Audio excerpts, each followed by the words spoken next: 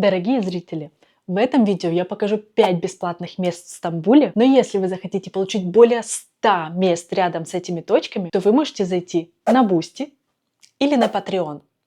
Там я подготовила для вас набор меток на Google картах, которые помогут вам сориентироваться на местности и посмотреть много интересных мест, чтобы сделать фото, видео, недорого покушать, а также пошопиться. Метки на карте разделены на 3 категории: шопинг, интересные места и где можно недорого покушать, а также вкусно. Каждая категория отмечена своим смайликом на карте, чтобы вы не запутались. Из каждой категории вы можете посмотреть полный список мест и выбрать то, в которое вы бы хотели пойти, чтобы простроить маршрут. Для этого вам понадобится только интернет и Google карты на телефоне. Будем рады поддержке нашего канала. Оставляйте комментарии, подписывайтесь, чтобы не пропустить новые полезные видео. И приятного просмотра! Выглядит просто невероятно. Вас будут угощать пахлавой. Давай что-то покупай у меня быстро. What is your name? А я икаю. Они могут показаться вам какими-то страшными. И вот сюда можно зайти. Напоминает немного Хогвартс. Друзья, всем привет! Сегодняшнее наше видео для тех, кто едет в Стамбул и не собирается тратить здесь огромные кучи денег. Потому что Стамбул стал очень дорогим, к сожалению, городом. Все музеи стоят просто космических денег. И поэтому я подготовила для вас 5 локаций бесплатных, где вы можете красиво отдохнуть и увидеть вот такой прекрасный вид.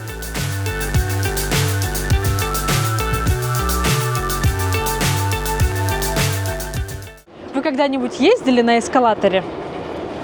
А на эскалаторе в мечети мы приехали в самую крупную в Стамбуле и во всей Турции мечеть Чамлыджа. Добро пожаловать!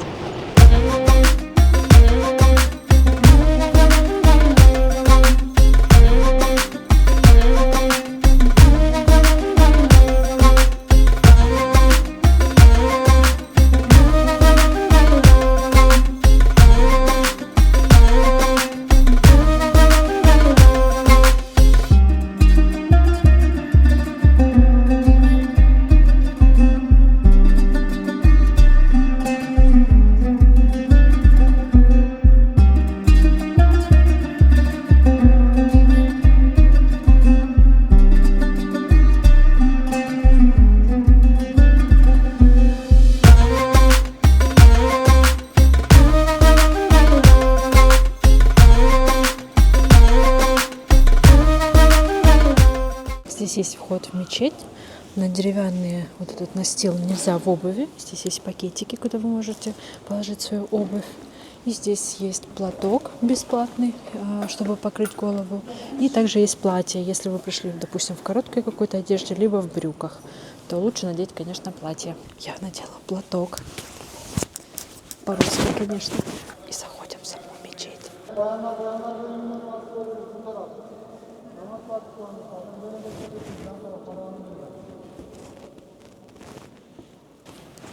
Сейчас начнется намаз. Сказали, женщинам нужно пройти на женский этаж. Эту мечеть проектировали архитекторы женщины. Они выиграли среди 70, по-моему, работ. И поэтому уклон этой мечети сделан на удобство для женщин, так как обычно молятся только мужчины. Вот. Эти девушки сделали уклон на женщин, сделали им отдельный вход в мечеть, отдельные залы, несколько этажей. Здесь есть комнаты для детей, чтобы женщины могли оставить детей. Есть даже няня, которая может посидеть с ребенком, пока девушка молится. Посмотрите, какая красота. Мечеть Чамлыджа – это самая большая мечеть Турции, расположенная на одноименном холме в Стамбуле. Она вмещает до 63 тысяч человек и объединяет османскую архитектуру с современными технологиями. Интересно, что мечеть построена с учетом сейсмоустойчивости, чтобы выдержать землетрясения, характерные для этого региона.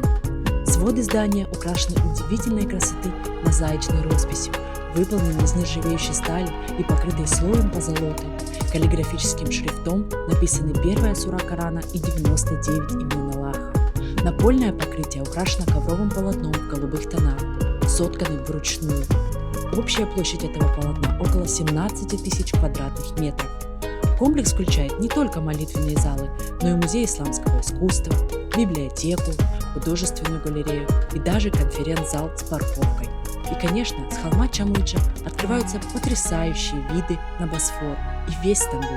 Это место, где соединяются вера, культура и современность. Просто посмотрите, какая подсветка.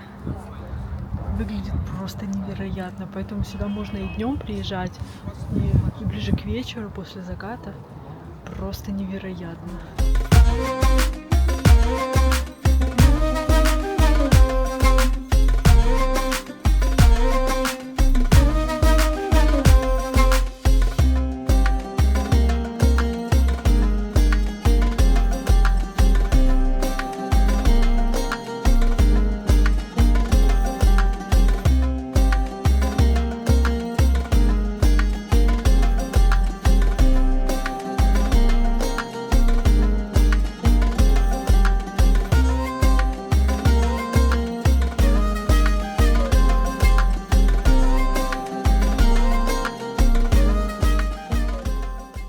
После мечети Чамлыджа вы можете спуститься в одно очень прекрасное место с недорогим социальным кафе. Здесь недорого, замечательный, красивый вид на обе части города, что немаловажно. Мне кажется, только отсюда можно увидеть и азиатскую, и европейскую части Стамбула. Полюбоваться этим абсолютно бесплатно, не платя ни $1, ни 1 лиры. Здесь достаточно ветрено, поэтому лучше взять с собой какие-то платочки, курточки, перчаточки, шапочки, если вы в зимнее время. С этого места также открывается вид на Чамлыджа Тауэр. Это телебашня, одноименного названия, как и мечеть, потому что находятся обе на холме Буюк-Чамлыджа. What's up is down, what's left is right. Chasing stars and holding you. I can't see the end, but we'll see it through.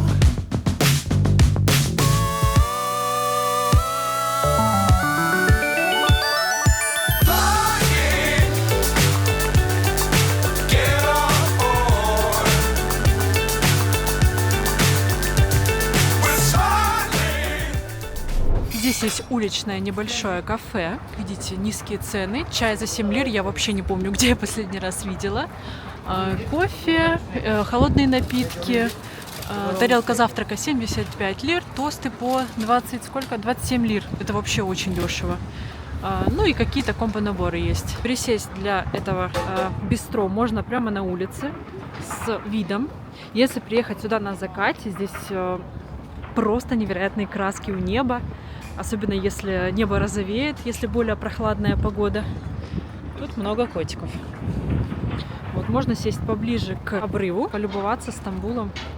Разве не прекрасно? Также на территории есть не только вот это бистро, где вы можете быстро подкрепиться чайком, тостом. Есть еще и ресторан. Это социальный ресторан. Чаще всего здесь нужно записываться заранее и ждать примерно, наверное, час. Вот. Но если прийти в будний день днем, я думаю, можно найти место и спокойно там сесть и также отведать вкусных турецких блюд по невысокой цене. Нам повезло занять место в ресторане в социальном. Сейчас я вам покажу цены. Мясные блюда, кефте — это котлетки, кебаб. Такую цену в центре в туристических местах не найти, да и в обычных кафе тоже. Супы 42,50 лир. Здесь у нас салаты, можете посмотреть. Закуски. И здесь мясные блюда. Так, тут даже есть десерты, напитки и рыба. Рыба — это редкость для социальных ресторанов. Принесли нам еду. Я заказала себе суп, мерджимек, чечевичный суп. И вот такие холодные закуски. У Саши суп и еще будут курица. Еще будет курица. Пока блогер не снял, есть нельзя. Вот такое у Саши блюдо. Пиличка варма. Приятного аппетита! Мы в парке Гюльхане. Обычно все его проходят стороной, потому что кажется, что здесь кроме деревьев, травы и цветов ничего больше нет. Но это не так. Здесь есть одно особенное, маленькое, бесплатное место. Сейчас я вам его покажу. От главного входа по главной аллее нужно пройти вглубь парка. И там мы найдем наше место. Так, и дойдя до вот такой вот будочки Бельтур, это местное кафе, напротив есть такой неприметный вход к очень интересному месту. К сожалению, оно сейчас закрыто, я не знаю почему. Так, мужчина из замечательного кафе сказал, что будет закрыто 2 недели, поэтому, когда выйдет этот ролик, она уже будет открыта. Приходите, наслаждайтесь, не платите деньги за билет и не стойте в очередях. Но по отзывам оно закрыто со среды. Возможно, там делают новую арт-выставку, арт-инсталляцию. Это здесь бесплатный вход, не нужен билет, нет очередей, потому что мало кто знает про это место. Здесь также есть фонтан Тугрой Султана Мехмеда V 1913 года, но, к сожалению, он не работает. Здесь можно подняться сверху, посмотреть на цистерну сверху ее. Плюс, если приезжаете в безлиственное время года, можно увидеть башню гарема Султанского дворца Топкапы. И вообще сам парк очень тихий, здесь очень мало туристов, особенно если свернуть с главной аллеи на более тихую. Здесь очень приятно поют попугаи и скворцы. Я думаю, вы слышите. Вот, кричит. Они очень ярко-зеленого цвета, их очень видно, если они будут пролетать мимо. Но обычно их не уловить никак на камеру. Они очень быстрые. Здесь также можно увидеть гнезда аистов. Вон они сидят беленькие. И услышать попугаев. Иногда кричат.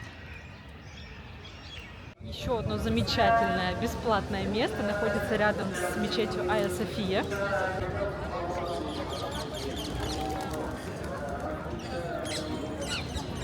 А идем мы в ресторан-кафе Seven Hills, где будем видеть красивый вид на Айя Софию и кормить чаек тоже абсолютно бесплатно. Так, мы заходим в лифт, нажимаем 5-й этаж, террас, и едем туда. Выходим из лифта. Поворачиваем направо. Здесь здороваемся. Мераба, мераба. Тешекеля. Нас пропускают на террасу. И мы здесь совершенно бесплатно. Можно зайти. Здесь приносят еду для чаек. Можно взять вилочку и покормить чайчик на фоне вот таком прекрасном. Посмотрите, какая красота. Тут и Босфор видно, и мраморное море, и на голубую мечеть просто обалденный вид. От сердца отрываю место.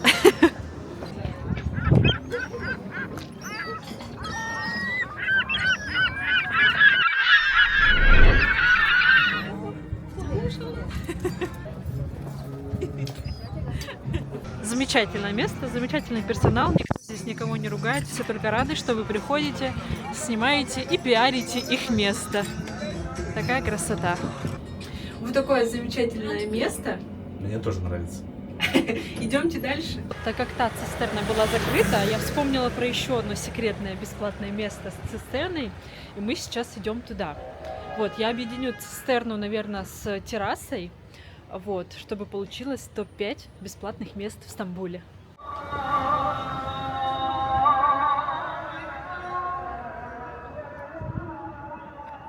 Вот я вам показала место социальное кафе с ценами. Посмотрите, здесь только за одно блюдо 300 лир, а мы с Сашей вдвоем на 300 покушали там. Так, здесь немножко изменились правила. Бесплатно, но по предварительной записи. Вот, поэтому... Имейте в виду, нас, конечно, пустили прямо сейчас. Я думаю, вас тоже могут пустить, но все равно лучше иметь в виду. Так, вам предложат спуститься по вот такой темной лестнице вниз. Запашок сразу пошел. И вот, пожалуйста, здесь тоже есть выставка всяких искусств. Очень красивая, большая, даже больше, чем первую, которую я вам показала в парке Гюльхане. В конце здесь можно увидеть макет бывшего ипподрома, то есть площадь, по которой гуляют все туристы, где вот эти вот обелиски стоят, да? Я думаю, вы их видели, если гуляете по Стамбулу, либо увидите. Раньше вся эта площадь была большим ипподромом. Как всегда, мой любимый совет в Стамбуле – сворачивать с известных улочек на более тихие, безлюдные. Там всегда очень много интересного можно найти, где нету толп туристов.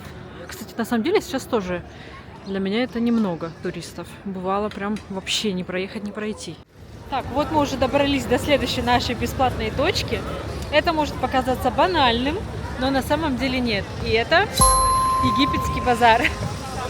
Все в основном знают только про Гранд-базар, большой рынок, но там продаются очень много сувениров, одежды, подделок, золота, камней. Египетский же рынок нацелен на еду, а значит здесь можно бесплатно покушать. Вас будут угощать пахлавой, лукумом, чаем. Не отказывайтесь, не стесняйтесь, берите. Не обязательно что-то покупать, просто наслаждайтесь этим временем.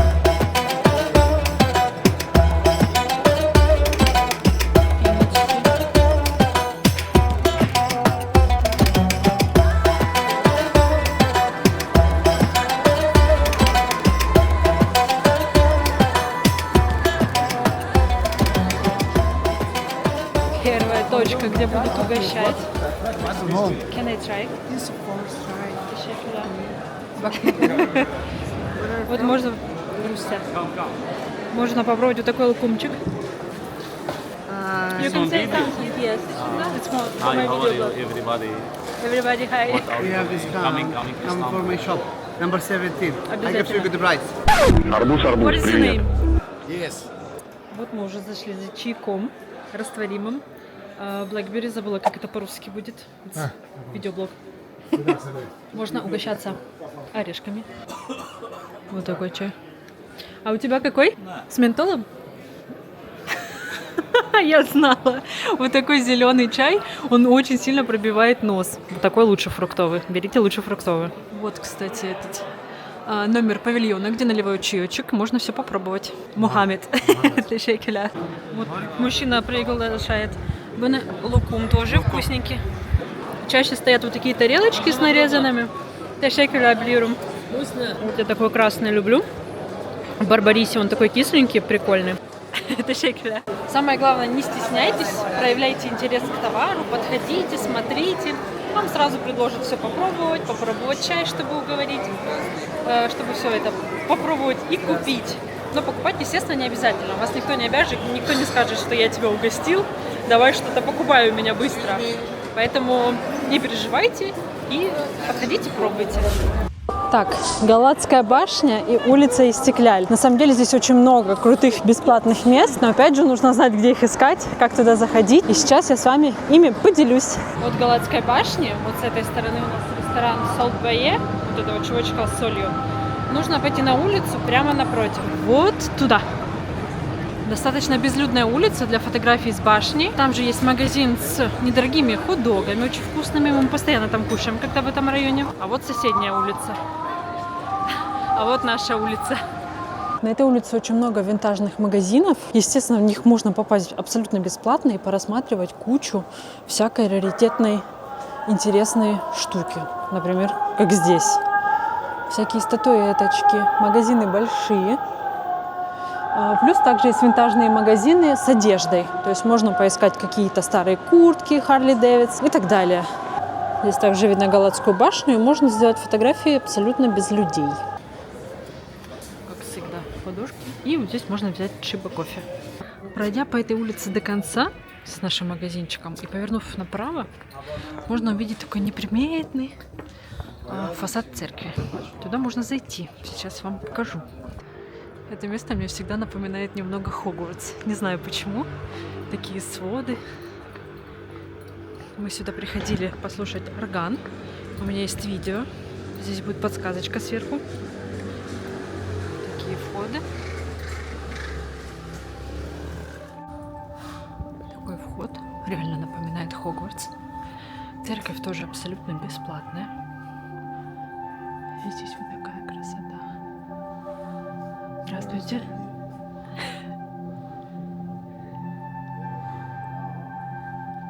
По выходным здесь играют на органе. Здесь есть вот такой орган. Вход стоит 300 лир. Я советую занимать места подальше. Вот эти. И там, когда играют на органе, еще вот здесь тоже ставят стульчики. Вот мы занимали вот здесь. Было очень хорошо видно и слышно. И очень такая интересная атмосфера вечером.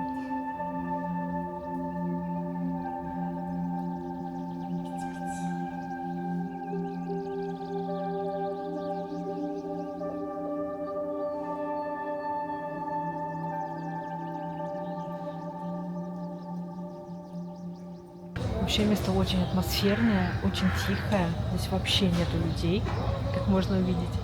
Церковь очень интересная. Вот. Тут даже есть курочки, но они сейчас далеко гуляют. Вот. Очень советую сходить, если вы будете здесь на выходных, на орган. Стоит это 300 лир. Вот. Играет русскоязычный музыкант. Вот. Нам очень понравилось. Так, поправочка стоимости уже 400 лир. Вот, я добавлю Инстаграм. Кто захочет посетить, может посмотреть расписание. Вот мы вышли на саму Истекляль.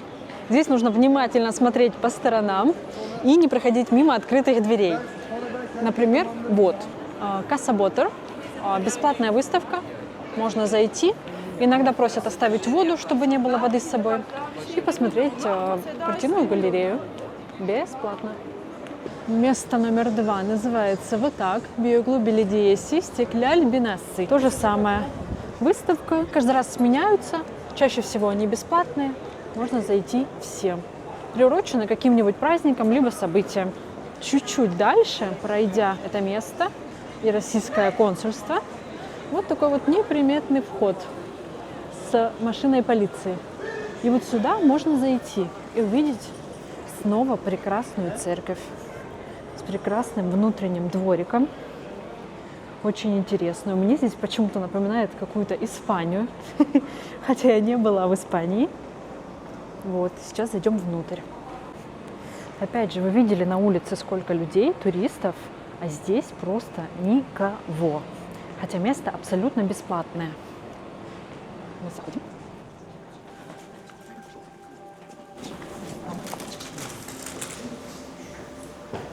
Просто невероятное тоже убранство. Красиво. Можно посидеть, подумать о своем. Можно поставить свечку. Здесь очень красиво. Видно, что церковь очень старая. Можно все поразглядывать, почитать с интересом. Бросить монетку даже можно. Следующая церковь будет более популярна среди туристов, потому что ее хорошо видно с улицы. Но тем не менее она тоже бесплатная. Давайте туда чуть поближе подойдем. Пардон.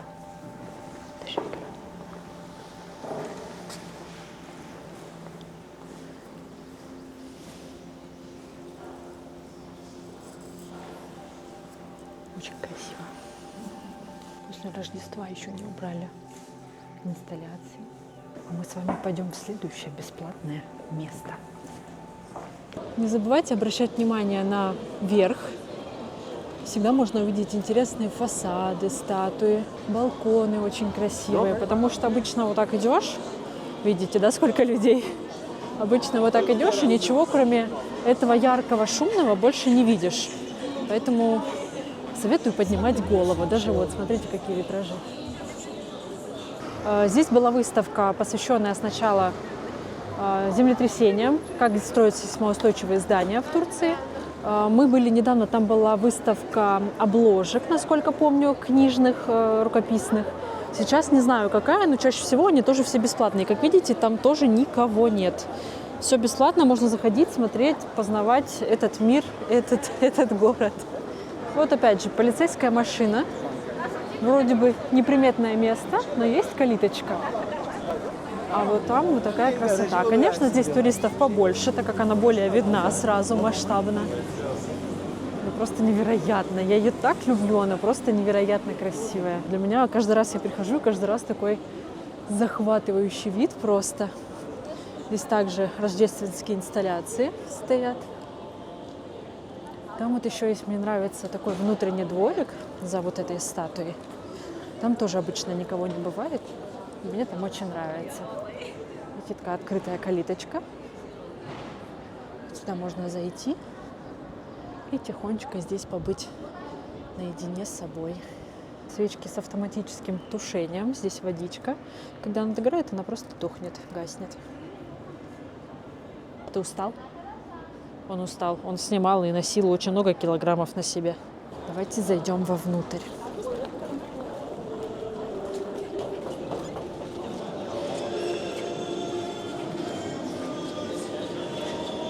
Здесь тоже еще украшения к Рождеству.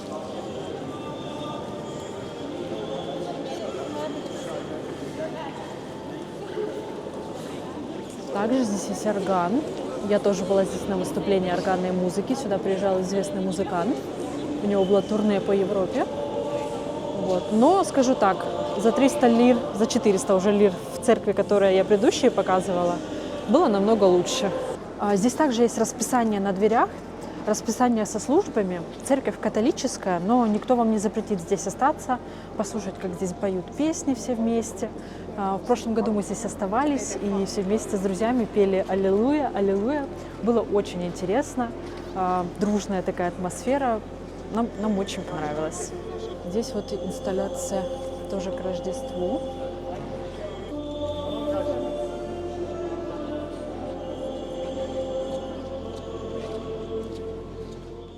Вообще Истекляль полна сюрпризов, поэтому обязательно сворачивайте в улочки. Они могут показаться вам какими-то страшными, безнадежными, но там можно открыть очень много интересного. Там очень много интересных маленьких кофеен с интересными дизайном, безлюдные. Там практически нет людей на перпендикулярных, параллельных улицах к Истекляль. Поэтому не бойтесь изучать, обязательно сворачивайте и заходите в открытые двери. 1000 раз это говорила и буду всегда говорить.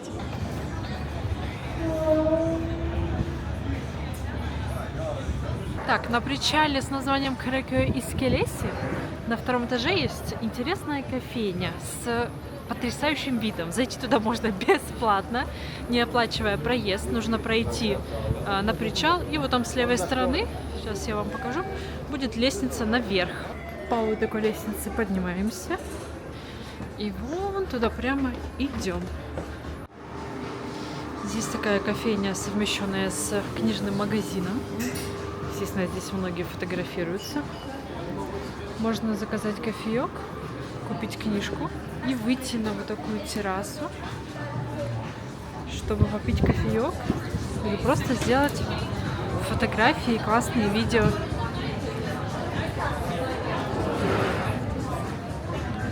Сюда причаливают паромы городские. Прекрасный вид. Тоже абсолютно бесплатно. И даже видно мост. Вон там. Ну что ж, друзья, мы переместились с вами на 5-ю нашу бесплатную локацию. И это улица Багдад.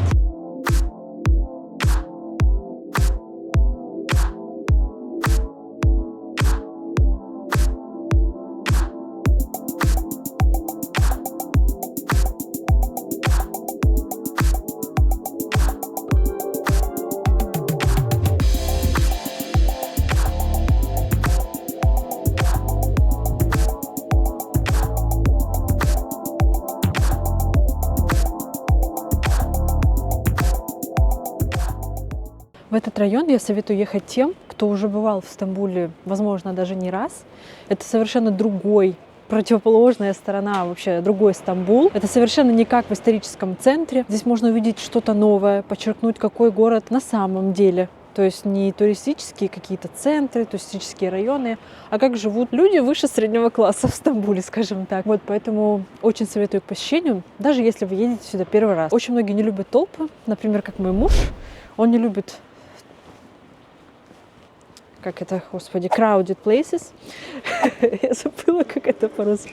В общем-то, переполненные площади с людьми, с туристами, поэтому это вот реально наш фаворит в Стамбуле. Здесь сразу совершенно другой контингент людей, кто здесь гуляет, кто здесь живет. Если свернуть с главной улицы, то можно очень много вот таких тихих улочек найти и рассматривать подъезды, дома, парковки. Мне очень нравится такое развлечение. Здесь подъезды выглядят, как будто бы это парадная в отель. Вход. Такие минималистичные, невысокие заборы. Хотели бы тут жить? Я бы, да. Но цены здесь, конечно, кусаются. Один из самых дорогих районов в Стамбуле, мне кажется, здесь. Вот тоже миленькие там камушки лежат, растения посажены. Такая входная группа. Это можно бесконечно вообще разглядывать и рассматривать.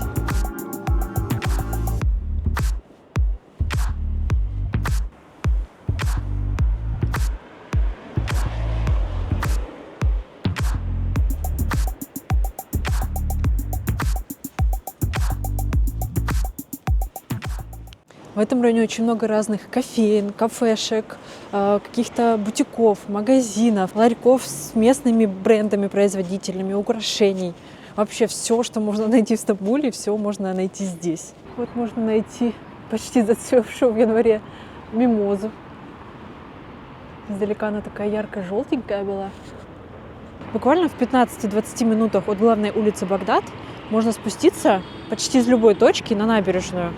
Вообще абсолютно открытую, можно подойти к водичке по камням и прогуляться очень-очень далеко и долго. То есть в этом месте прям сосредоточена куча всего интересного. Все буквально 15-20 минут ходьбы в каждую сторону. Можно полюбоваться Принцевыми островами, паромчиками. I got all this potential that's deep inside of me, but they hate when you're successful cause they try to be. They sit there being judgmental because you're trying things, and they just want you to settle and do the right thing. So get a good job, don't slack off. Wake up every morning, make a good impression on your boss. Don't do anything that I wouldn't do, and when you're making money, make sure you don't spend it too soon. Fuck that, I'll do what I wanna do. I got a different path from everyone and that includes you. Who are you to tell me how to live life? In these times it feels like nobody's right, yeah. So I'ma figure out what else we succeed, and then invest all of my time into that and proceed. I need whatever the hell could make me happy, and I don't think you have a clue what could that be. Если вы приезжаете сюда в более теплое время года, допустим, поздней весной, либо летом, на вот этих зеленых газонах можно устроить пикник. Никто здесь это не запрещает, все турки так делают, это поощряется. Нужно просто не мусорить, можно постелить какой-то пледик, сесть и наслаждаться видом и просто кайфовать. Почему бы и нет? Ну, если вы приезжаете в зимнее, то лучше берите шапку, шарф и перчатки. У меня это все есть, и я это не хочу надевать, чтобы в блоге выглядеть красиво. Также здесь на берегу, на набережной есть Бильтур. Это такое социальное государственное кафе, где невысокие цены. Поставьте на паузу и посмотрите. Здесь можно присесть и с видом на мраморное море перекусить, либо полноценно покушать. Маленькие цыпулечки. Да милые куроньки. Холодно. Ой, вот так вот среди каменных джунглей кто-то просто вот так курочек завел. Да, я вижу, что ты очень модная собака.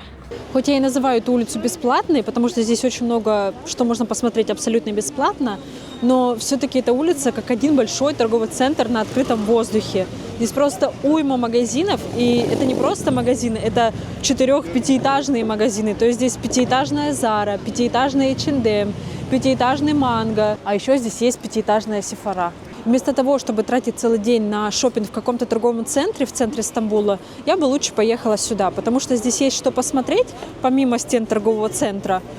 Плюс также можно прогуляться, увидеть, как живут местные, и насладиться прекрасной набережной буквально через 30 минут после того, как вы скупились. Ты нас знал, песик, да? А мы просто шли сюда снять.